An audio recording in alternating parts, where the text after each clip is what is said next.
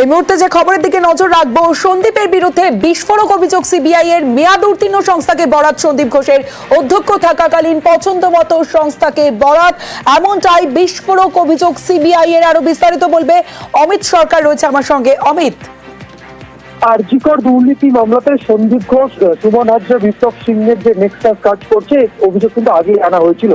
CBI তরফে 29শে November আদালতে যে চার্জশিট দেওয়া হয়েছে, ইতিমধ্যে সন্দীপ ঘোষের বিরুদ্ধে কগনিজেন্স দিয়েছে আদালত। সেই চার্জশিটে বিস্ফোরক অভিযোগ আনা হয়েছে।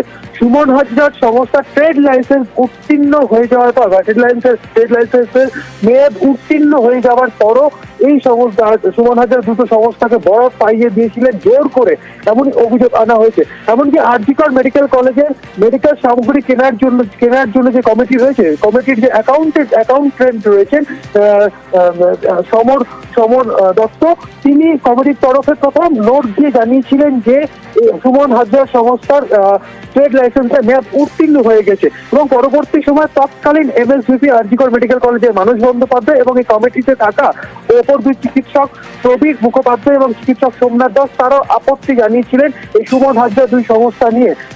তা সত্ত্বেও সেই সমস্ত আপত্তিকে কার্যত উড়িয়ে দিয়ে জোর করে এবং ইচ্ছাকৃত ভাবে সুমন হাজরা সংস্থাকে বরাত পাইয়ে দিচ্ছিলেন এই সন্দীপ ঘোষ। এমনই গুরুতর অভিযোগ বা বিস্ফোরক অভিযোগ আনা হয়েছে সিবিআই তরফে। সিবিআই দেওয়া চার্জশিটে এমনটাই কিন্তু জানা যাচ্ছে আদালত সূত্র থেকে। সেক্ষেত্রে ইতিমধ্যে সন্দীপ ঘোষের বিরুদ্ধে কগনিজেন্স নেওয়া হয়েছে এবং চলতি সপ্তাহেই এই মামলার চার্জ গঠন করা হবে এবং বিচার প্রক্রিয়া শুরু হতে চলেছে আদালতে। অমিত, সঙ্গে থাকো।